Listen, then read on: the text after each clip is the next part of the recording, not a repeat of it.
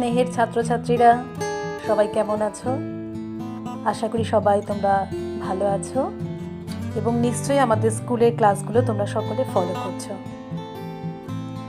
আমরা অর্থনীতির প্রথম অধ্যায় শুরু করেছি। ইতিমধ্যে বেশ কয়েকটি ধারণা সম্পর্কে আমরা পড়েছি। আজ প্রথম অধ্যায়ের আরো নতুন কিছু ধারণা সম্পর্কে পড়ব। তো এবার লেখা শুরু করো। কোশ্চেন নাম্বার 7, দক্ষতা কাকে বলে? আনসারটা বলছি, সম্পদের সুষ্ঠু ব্যবহারের মাধ্যমে উৎপাদনকে দক্ষতা বলা হয়। অর্থনীতিতে সম্পদের সীমাবদ্ধতার দরুন কোনো দ্রব্যের উৎপাদন বৃদ্ধি পেলে অন্য দ্রব্যের উৎপাদন হ্রাস পায়। তবে সম্পদের সম্পূর্ণ ব্যবহার না হলে বিভিন্ন দ্রব্যের উৎপাদন একই সঙ্গে বৃদ্ধি পায়। তোমরা আগে লিখে নাও, আমি বুঝিয়ে দেব। আর দক্ষতা কাকে বলে বললাম। দক্ষতা এই বিষয়টি আরো ক্লিয়ারলি বুঝতে গেলে আমাদের আরো দুটো বিষয় ভালোভাবে জানতে হবে। সেই দুটো আগে লিখে নাও, যে দক্ষ উৎপাদন এবং অদক্ষ উৎপাদন। তাহলে প্রথমে লেখো দক্ষ উৎপাদন। দক্ষতার আন্ডারে, ওই কোয়েশ্চেনের আন্ডারে দক্ষ উৎপাদন হেডিং করো। লেখো, সীমাবদ্ধ উপকরণগুলি যখন এরূপে ব্যবহার করা হয় যে একটি দ্রব্যের উৎপাদন বৃদ্ধি পেলে অপর দ্রব্যের উৎপাদন হ্রাস পায়, তখন সেই উৎপাদন প্রক্রিয়াকে দক্ষ উৎপাদন বলা হয়। দেখো, এখানে একটা তালিকা আছে, এক্স ওয়াই। এক্স এবং ওয়াই দুটি দ্রব্য, আর সংখ্যাগুলো এক্স এবং ওয়াই এর একক প্রকাশ করছে। আমরা এখানে কি দেখতে পাচ্ছি, এক্স যখন 5 একক উৎপাদন হচ্ছে, ওয়াই 10 একক। এক্স যখন 6 একক উৎপাদন হচ্ছে, ওয়াই 8 একক উৎপাদন হচ্ছে। তো এর রেসপেক্টে লেখাটাও লিখে নাও। তাহলে চারটা পাশে থাকবে এবং পাশে লেখাটি হলো, সংশ্লিষ্ট উদাহরণে সীমিত উপকরণের সাহায্যে এক্স দ্রব্যের উৎপাদন 1 একক বৃদ্ধি পাওয়ায় ওয়াই দ্রব্যের উৎপাদন 2 একক হ্রাস পেয়েছে। এক্ষেত্রে সম্পদের দক্ষ ব্যবহার হয়েছে। নেক্সট লেখো অদক্ষ উৎপাদন। উৎপাদনের সীমাবদ্ধ উপকরণগুলি যখন এই রূপে ব্যবহার করা হয় যে একটি দ্রব্যের উৎপাদন বৃদ্ধি পেলেও অপর দ্রব্যের উৎপাদন হ্রাস পায় না, তখন সেই উৎপাদন প্রক্রিয়াকে অদক্ষ উৎপাদন বলা হয়। উপকরণগুলির অপূর্ণ বা অদক্ষ ব্যবহারের ফলে এইরূপ হয়। এক্ষেত্রেও দেখো, একটি চার্ট বলছি, এক্স ওয়াই। এক্স এর উৎপাদন 5 একক, ওয়াই এর উৎপাদন 10 একক।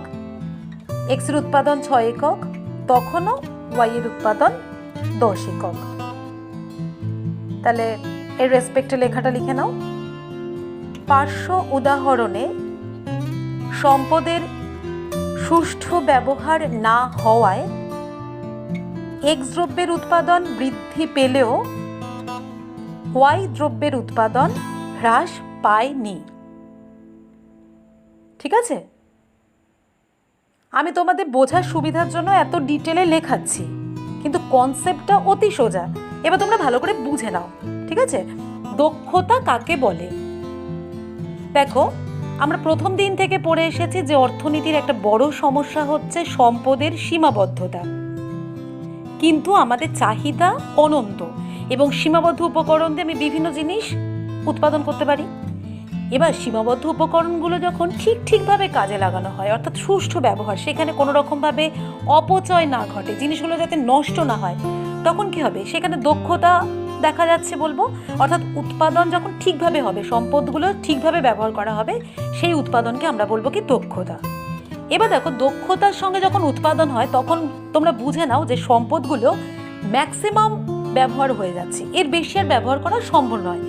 তাহলে একটা সীমাবদ্ধ সম্পদ দিয়ে যদি আমরা দুটো জিনিস উৎপাদন করতে চাই, তখন দেখা যাবে একটির উৎপাদন বাড়ানো হলে অপর দ্রব্যটির উৎপাদন অটোমেটিক্যালি কমে যাবে। ঠিক আছে? তাহলে দক্ষতার সঙ্গে যখন উৎপাদন হয় তখন আমরা বুঝতে পারছি সম্পদগুলো ম্যাক্সিমাম কাজে লাগানো হয়ে গেছে, এগুলোর কোনো রকম অপচয় হয়নি, এগুলো কোনোভাবে নষ্ট করা হয়নি। তাহলে এই অবস্থায় একটি দ্রব্যের উৎপাদন যদি আমি বাড়াতে চাই, অটোমেটিক্যালি অপর দ্রব্যের উৎপাদন কমে যাবে। তাহলে দক্ষ উৎপাদন হয়েছে কিনা আমরা কিভাবে বুঝবো? যখন দেখব সীমিত উপকরণের সাহায্যে দুটি দ্রব্যের মধ্যে একটি দ্রব্যের উৎপাদন বাড়লে অপর দ্রব্যের উৎপাদন কমে যায়। কেন কমে গেল? কেননা একটার উৎপাদন বাড়াতে গেলে অন্যটার উৎপাদন এই কারণেই কমছে যে সম্পদ তাহলে অন্যটা থেকে যেটা বাড়ানো হচ্ছে সেটার ক্ষেত্রে আনা হচ্ছে। তাহলে সম্পদ যদি আমি একটাতে বাড়াতে চাই, সম্পদের ইউটিলাইজেশন, সম্পদের নিয়োগটা যদি আমি একটাই বাড়াই, সম্পদ তো টোটাল সম্পদটা তো সীমাবদ্ধ, তাহলে অপর দ্রব্যে যেটা আমি নিয়োগ করেছিলাম সেটা কমাতে হবে। তার জন্য দেখা যাবে যে একটার উৎপাদন বাড়লে অপরটার উৎপাদন কমে যাচ্ছে। যেমন এখানে এক্সাম্পলে কি দেখতে পাচ্ছি যে এক্স এর উৎপাদন যেই 5 থেকে 6 একক হলো, ওয়াই এর উৎপাদন 10 থেকে 8 হয়ে গেল।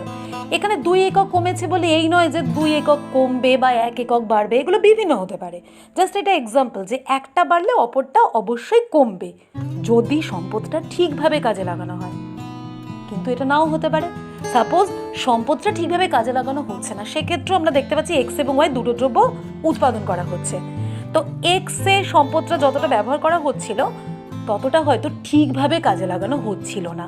অর্থাৎ এক্সে যারা নিযুক্ত আছেন শ্রমিকরা বা কৃষিক্ষেত্রে জমির কথা যদি ভাবি, বিভিন্ন উপাদানের কথা যদি ভাবি, উপাদানগুলো যদি ঠিকভাবে প্রয়োগ করা না হয়, মালিক যদি বুঝতে পেরে যান, তাহলে মালিক কি করবেন? সেখানে সুপারভাইজ করতে আসবেন, তিনি দেখবেন যে সবাই যেন ভালোভাবে কাজ করে, উপাদানগুলো যেন ঠিকভাবে প্রয়োগ হয়। তাহলে সেক্ষেত্রে কি হবে? অটোমেটিক্যালি ওই সুপারভিশনে মালিক যদি সেখানে নিয়ন্ত্রণ করতে আসেন, তাহলে দেখা যাবে কি যে উৎপাদন বেড়ে গেল। তাহলে এই যে উৎপাদন বাড়লো, এটা বাড়লো কিন্তু ওই উৎপাদনে যে সমস্ত উপাদান নিযুক্ত ছিল, যে সমস্ত সম্পদ নিযুক্ত ছিল, সেগুলোকেই ভালোভাবে কাজে লাগানো হলো, অর্থাৎ অন্য কিছু কমিয়ে নয়। তাহলে অদক্ষ উৎপাদন আমরা সেক্ষেত্রে বলবো যখন দেখা যাবে যে উপাদানগুলো ঠিকভাবে কাজে লাগানো হয়নি, তার ফলে একটি দ্রব্যের উৎপাদন বাড়ানো হলেও অপর দ্রব্যের উৎপাদন কমবে না। দেখো এই এক্সাম্পলে আমরা দেখতে পাচ্ছি যে এক্স যখন 5 একক, ওয়াই 10 একক, এক্স এর উৎপাদন 6 একক হলো, অর্থাৎ বাড়লো, বাট ওয়াইটা কমলো না। তার মানে কি হচ্ছে? এক্স এর উৎপাদন বাড়ানো সম্ভব হলো এক্স এ নিযুক্ত সম্পদটাকে ঠিকভাবে ব্যবহার করে। এতদিন ধরে অদক্ষ ব্যবহার হচ্ছিল, এবার দক্ষ ব্যবহার হলো, এর ফলে এক্স এর উৎপাদন বাড়লো। তার ফলে কি হচ্ছে? ওয়াই এর উৎপাদন কমলো না, অর্থাৎ ওয়াইতে যে সমস্ত সম্পদ নিযুক্ত ছিল সেগুলোকে আর এক্সে আনতে হলো না। বোঝা গেল? আমি আবারও বলছি, তাহলে দক্ষ উৎপাদনের বেলায় দেখা যাবে কি, যেহেতু সম্পদটা পুরোপুরি কাজে লেগে গেছে, তাহলে একটার উৎপাদন বাড়াতে গেলে আমার অন্যটার উৎপাদন কমে যাবে। সাপোজ তোমার কাছে 2 ঘন্টা সময় আছে এবং সেখানে তোমাকে ইংরাজি আর বাংলা পড়তে হবে। তাহলে 2 ঘন্টা যারা ঠিকভাবে পড়ছে তাদের ইংরাজি প্রশ্ন বেশি পড়তে গেলে অবশ্যই বাংলাটা কমাতে হবে। কিন্তু যারা এতদিন ঠিক করে পড়ছিল না, বা কোনো স্টুডেন্ট হয়তো ঠিক করে পড়েনি, 2 ঘন্টার মধ্যে কোনো সাবজেক্টই ঠিকঠাক পড়েনি, তখন দেখা যাবে একটা সাবজেক্টের বেশি প্রশ্ন ওরা বেড়ে গেলে, অর্থাৎ একটা সাবজেক্টের পেছনে বেশি সময় যদি দেয়, অর্থাৎ মনোযোগ সহকারে পড়ে, অন্যটা কমবে না। তাহলে যে দক্ষতার সঙ্গে পড়ছিল, মন দিয়ে পড়ছিল, তার একটা সাবজেক্টের কোশ্চেন বাড়াতে গেলেই অন্য সাবজেক্টের পড়াটা কম হবে। কিন্তু যে ঠিকভাবে পড়ছিল না, তাহলে সে একটা সাবজেক্টে যে টাইম দিয়েছিল সেটাই যদি ভালো করে দেয়, তাহলে অন্যটা তো হ্যাম্পার্ড হলো না। ঠিক এখানেও তাই। বোঝা গেল? তাহলে দক্ষ তখনই বুঝবো একটা বাড়লে অন্যটা কমবে, কেননা সেখানে ম্যাক্সিমাম ব্যবহার হয়ে গেছে। তাহলে একটা বাড়াতে গেলে অন্যটা থেকেই সম্পদকে আনতে হবে। আর অদক্ষের বেলা একটা একটা বাড়লেও অন্যটা কমছে না, কারণ যেটা বাড়াচ্ছি সেটাকেই ভালোভাবে কাজে লাগানো হচ্ছে। ঠিক আছে, নেক্সট হচ্ছে সুযোগ ব্যয় কাকে বলে। সীমাবদ্ধ উপকরণের সাহায্যে কোনো দ্রব্যের অতিরিক্ত 1 একক উৎপাদনের জন্য অন্য দ্রব্যের উৎপাদন যে পরিমাণ হ্রাস পায় তাকে প্রথম দ্রব্যটির সুযোগ ব্যয় বলা হয়। ধরা যাক এক্স এবং ওয়াই দুটি দ্রব্য। এক্ষেত্রে এক্স এর উৎপাদন 5 একক থেকে বৃদ্ধি পেয়ে 6 একক হলে ওয়াই দ্রব্যের উৎপাদন 10 একক থেকে হ্রাস পেয়ে 8 একক হলো। এক্ষেত্রে এক্স এর সুযোগ ব্যয় 2 একক ওয়াই। এবার ব্যাপারটা বুঝে নাও, সুযোগ ব্যয়ের ব্যাপারটা ইকোনমিক্সে ভীষণ ইন্টারেস্টিং একটা বিষয়। এটা একবার বুঝে নাও, আর কখনো ভুলবে না। কেমন? দেখো, আমরা যখন কোনো টাইম কোনো একটা কিছুতে ইনভেস্ট করছি তখন মনে হচ্ছে কি আমি টাইমটা নষ্ট করছি না। যেমন এখন যদি তোমরা ইকোনমিক্স পড়াটা শোনো তাহলে কি মনে হবে যে না আমার সময়টা নষ্ট হচ্ছে না, বা আমি তোমাদের ইকোনমিক্স পড়াচ্ছি আমার মনে হচ্ছে সময়টা নষ্ট হচ্ছে না। কিন্তু আমি কি জানি যে একটা সময় বা একটা সম্পদ একাধিক কাজে লাগাতে পারি। তাহলে আমি একটা কাজে নিযুক্ত করছি আমার সময়টাকে বা সম্পদটাকে ঠিকই, কিন্তু বাকিগুলো তো হারাচ্ছি। তাহলে এই যে বাকিগুলো যে হারাচ্ছি বাকিগুলোও তো আমি পেতে পারতাম, এইটাকে বলা হয় সুযোগ ব্যয়। যেমন ধরো একজন কৃষক নির্দিষ্ট জমিতে এক্স এবং ওয়াই দুটো দ্রব্য উৎপাদন করছেন। এবার এক্স দ্রব্যের উৎপাদন যখন 5 একক, ওয়াই দ্রব্যে 10 একক, আমি আগের এক্সাম্পলই নিলাম। এবার এক্স এর উৎপাদন যদি 6 একক হয়, অর্থাৎ 1 একক বাড়ে, ওয়াই এর উৎপাদন 8 একক হয়ে গেল। তাহলে সীমাবদ্ধ যেহেতু উপকরণ, তাহলে এক্স বৃদ্ধি পাওয়ার জন্য অন্যটা কমে গেল দক্ষতার সঙ্গে যখন ব্যবহার করা হচ্ছে। তাহলে এই যে কোনো দ্রব্যের উৎপাদন 1 একক বৃদ্ধি পাওয়ার জন্য অপর দ্রব্যের উৎপাদন যতটা হ্রাস পেল, এটাকে বলা হচ্ছে প্রথম দ্রব্যটির সুযোগ ব্যয়। অর্থাৎ এক্ষেত্রে দেখো এক্স এর সুযোগ ব্যয় 2 একক ওয়াই। কেন বলছি এই কথাটা? তার কারণ হচ্ছে ব্যয় কাকে বলি আমরা? কোনো কিছু তৈরি করার জন্য যে খরচ, এখানে কি খরচ হচ্ছে? এক্স এর জন্য খরচ হচ্ছে ওয়াই। অর্থাৎ যেহেতু আমার সীমাবদ্ধ উপকরণ, সেটা জমি হোক, টাকা হোক, যাই হোক না কেন, সময় হোক, তাহলে একটা যেই বাড়াচ্ছি অন্যটা হারাচ্ছি। তাহলে এখানে এক্স 1 একক বাড়াচ্ছি বলে ওয়াই 2 একক কমে গেল। এবং ব্যয় বলি বা দাম বলি আমরা সবসময় 1 দিয়ে প্রকাশ করি। তাহলে এক্স 1 একক বৃদ্ধি পাওয়ার জন্য ওয়াই যতটা কমলো তাকে আমরা বলছি কি এক্স এর সুযোগ ব্যয়। অর্থাৎ এই উদাহরণে এক্স এর সুযোগ ব্যয় হলো 2 একক ওয়াই। এই কনসেপ্টগুলো কিন্তু ভীষণ ইন্টারেস্টিং, তোমরা বারে বারে শুনবে এবং যদি বুঝতে না পারো অবশ্যই তোমরা লিখে সেটা জানাবে। কেমন? আমি আবার তবে বুঝিয়ে দেবো, বারে বারে শুনবে কথাগুলো। কেমন? তাহলে আমরা সুযোগ ব্যয়ের কনসেপ্টটা পড়লাম। নেক্সট যেটা করব সেটা আমাদের একটা কোশ্চেন, অবশ্যই সাবজেক্ট রিলেটেড বা টপিক রিলেটেড, কিন্তু কনসেপ্টটা ক্লিয়ার করার জন্য আমি আরো বেশি কিছু বলবো। তাহলে নেক্সট তোমরা লেখো, নেক্সট কোশ্চেন, যে কোন রেখার ঢাল বা নতি কি রূপে পরিমাপ করা হয়? কোশ্চেন নাম্বার 9, কোন রেখার ঢাল বা নতি কি রূপে প্রকাশ করা হয়? লেখো,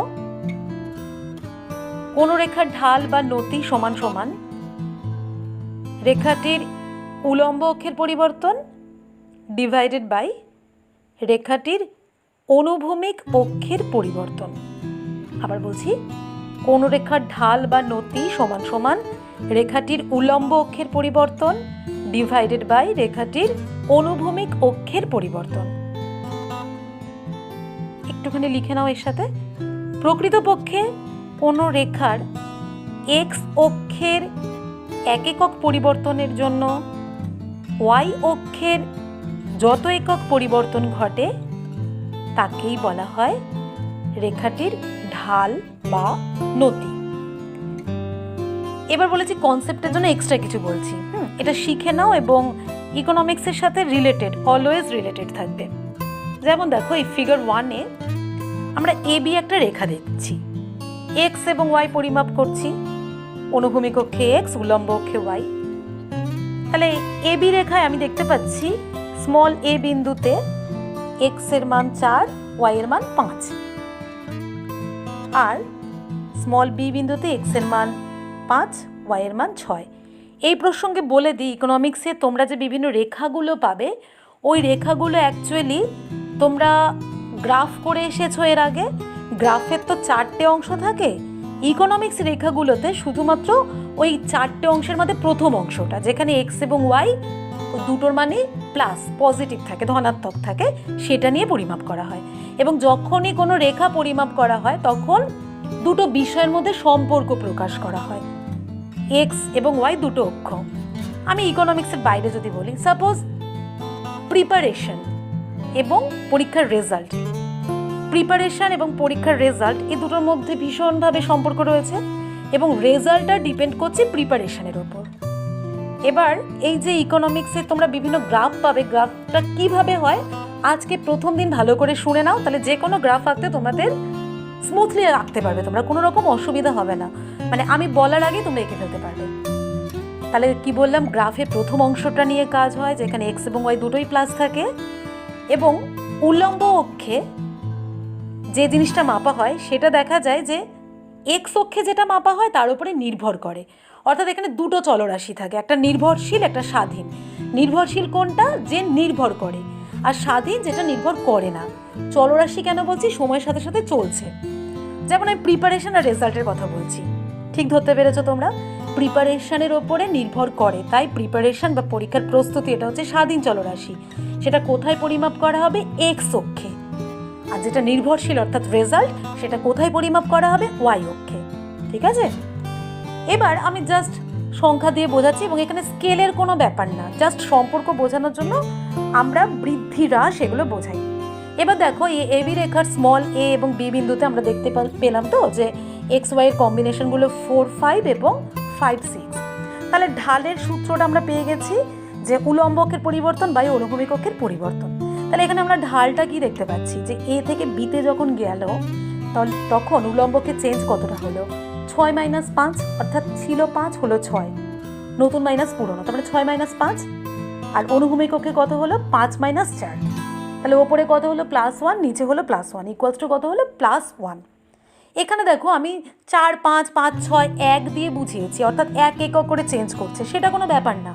আমায় খালি বোঝাতে হবে যে এখানে দেখতে পাচ্ছি যে লম্বায়ও বেড়েছে, অর্থাৎ ওয়াইতেও বেড়েছে, এক্সেও বেড়েছে। তাহলে এখানে ঢালটা আলটিমেটলি যাই বেরোক না কেন, রেজাল্টটা কি দেখতে পেলাম? প্লাস। তাহলে এক্ষেত্রে এক্স এবং ওয়াইয়ের মধ্যে সরল সম্পর্ক আছে। যেমন আমি যদি আমাদের প্রিপারেশন এবং পরীক্ষার প্রস্তুতি এবং রেজাল্টের কথা বলি, তার মধ্যে সরল সম্পর্ক। যেমন ধরো যে আমি এখানে জাস্ট এক্সাম্পল হিসেবে বলছি যে 4 ঘন্টা পড়ছে তো 50% রেজাল্ট করছে, যে 5 ঘন্টা পড়ছে তার রেজাল্ট হচ্ছে 60%। তাহলে এখানে কি হচ্ছে? প্রিপারেশন যত বাড়বে রেজাল্ট তত ভালো হবে। তাহলে এখানে এক্স এবং ওয়াই দুটো অক্ষে যা পরিমাপ করছি তাদের মধ্যে সরল সম্পর্ক রয়েছে। তাহলে ঢালটা কি হবে এক্ষেত্রে? ধনাত্মক। দেখতে পেলাম কি দুটোই বেড়েছে। বা বি থেকে এতে যদি আসি দুটোই কমবে, বি থেকে এতে এলে কি হবে? 5 - 6 আর 4 - 5, তাহলে -1 বাই -1, তাহলে কত হয়ে যাবে? +1। তার মানে সরল সম্পর্ক যখন হবে সেটা হবে কি? ধনাত্মক ঢাল। এবং রেখাটা কি হবে? ঊর্ধ্বমুখী। এখানে এবি রেখাটা কি দেখতে পাচ্ছি? ঊর্ধ্বমুখী একটা রেখা। কেমন? নেক্সট আমি এবার দেখব নিম্নমুখী রেখা। সেটা কখন হবে? যদি এমন হয় ধরো এক্স এবং ওয়াই যে দুটি বিষয় পরিমাপ করছি দুটোর মধ্যে বিপরীত সম্পর্ক রয়েছে। যেমন আমি ধরছি ধরো একটা ফাঁকিবাজি আর একটা হচ্ছে পরীক্ষার রেজাল্ট। তাহলে এখানে এক্স অক্ষে যদি আমি ফাঁকিবাজি দেখাই এবং ওয়াই অক্ষে যদি রেজাল্ট দেখাই, তাহলে ফাঁকিবাজি যত বাড়বে রেজাল্ট তত খারাপ হবে। তাহলে এতে দেখো আমি দেখতে পাচ্ছি 2 আর 7 কম্বিনেশন, আর বিতে 4 আর 5 কম্বিনেশন। তাহলে এখানে ঢালটার পরিমাপ কি হচ্ছে? 5 - 7, অর্থাৎ এ থেকে যেই বিতে গেলাম উলম্বকে চেঞ্জ কতটা হলো? 5 - 7। 7 - 5 কেন হলো না? নতুন হলো 5 আর ছিল 7, তাহলে 5 - 7 আর নিচে হলো 4 - 2। তাহলে ওপরে কি হলো? -2, নিচে 2 সমান সমান কি হলো? -1 হলো। আমি আবারও বলছি চেঞ্জটা কত সেটা বড় কথা না, এখানে বোঝাতে চাইছি যে এক্স বাড়লে ওয়াই কমছে, অর্থাৎ এক্স এর সাথে ওয়াই এর বিপরীত সম্পর্ক। তাহলে বিপরীত সম্পর্কের ক্ষেত্রে কি দেখছি, ঢালটা ঋণাত্মক হবে এবং যে রেখাটা পাবো অর্থাৎ এক্স এবং ওয়াই এর সম্পর্ক প্রকাশক যে রেখাটা পাবো সেটা হবে কি নিম্নমুখী রেখা। কেমন? তাহলে আজকে আমি যে ঢাল কাকে বলে বোঝালাম সেটা তোমাদের সিলেবাসের মধ্যে আছে, কিন্তু এই যে ঊর্ধ্বমুখী, নিম্নমুখী, ধনাত্মক, ঋণাত্মক, সরল, বিপরীত সম্পর্ক, এগুলো সিলেবাসে নেই, কিন্তু সিলেবাসের জন্য এগুলো আমাদের ভীষণ দরকার, এই কনসেপ্টগুলো। তাই এগুলো ভালো করে সবাই বুঝে নিও। কেমন? তাহলে আজ এতটাই থাক। যা বোঝালাম খুব ভালো করে বুঝবে, বারে বারে শুনে বুঝবে, তাহলে দেখবে ক্লিয়ার হয়ে যাবে। এবং লেখার পোর্শনটাও লিখে নিও কিন্তু, ঠিক আছে? তাহলে আজ এতটাই থাকুক। সবাই ভালো থেকো, সুস্থ থেকো।